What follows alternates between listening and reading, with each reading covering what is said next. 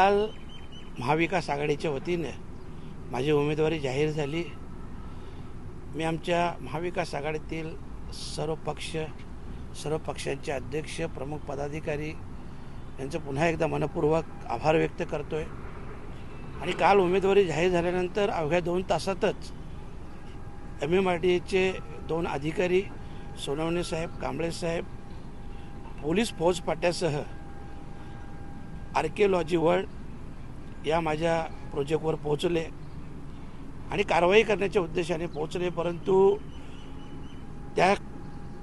तो जो प्रोजेक्ट आहे त्याची लिगली प्रोसिजर, जसं सगळ्या भिवंडी तालुक्याचाच विषय आहे, ही सर्व प्रोसिजर गव्हर्नमेंटने GR देखील काढलेला आहे रेग्युलाइजसाठी, आणि ती रेग्युलाइजची प्रोसेस देखील चालू आहे। आणि ती प्रोसेस चालू असताना आम्ही हायकोर्टातून देखील कुठल्याही प्रकारची कारवाई होऊ नये म्हणून स्टे देखील आणलेला आहे। परंतु तरी देखील अधिकारी वर्ग मोठ्या प्रमाणात आले होते आणि त्यांनी स्पष्ट सांगितलं की आम्हाला वरून खूप मोठा दबाव आहे, अर्थातच कपिल पाटील यांचाच दबाव आहे। मला कल्पना आहे की माझी उमेदवारी जाहीर झाल्यानंतर कपिल पाटलांच्या पायाखालची वारू ही सरकलेली आहे, त्यांना त्यांच्या पराभवाची कल्पना देखील आलेली आहे आणि म्हणूनच चिडून जाऊन त्यांनी अशा प्रकारचं कृत्य केलेलं आहे। मी आजच्या या प्रेस कॉन्फरन्सच्या माध्यमातून त्यांना एवढंच सांगू इच्छितो, कपिल पाटील तुम्ही कितीही काहीही प्रयत्न करा, बाळामामा याच्यातून मागे हटणार नाही। आता लढूही आणि जिंकूही हेही लक्षात ठेवा आणि तुम्हाला तुमचा पराभव केल्याशिवाय या भिवंडी लोकसभा क्षेत्रातील जनता ही गप्प बसणार नाही, हे तुम्ही लक्षात ठेवा।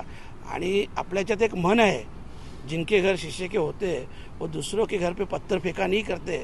कपिल पाटील, भ्रष्टाचार आणि अनधिकृत बांधकाम यांची जननी खरं म्हटलं तर तुमच्यापासूनच निर्माण झालेली आहे।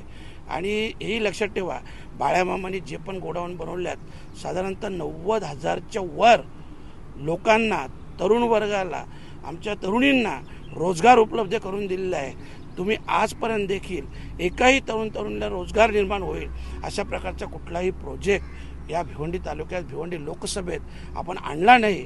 आणि म्हणूनच सांगतो, आपण कोणाला रोजगार देऊ शकले नाहीत, परंतु कोणता रोजगार हा छिनून घेऊ नका, अशा प्रकारचं दुष्कृत्य हे आपण करू नका।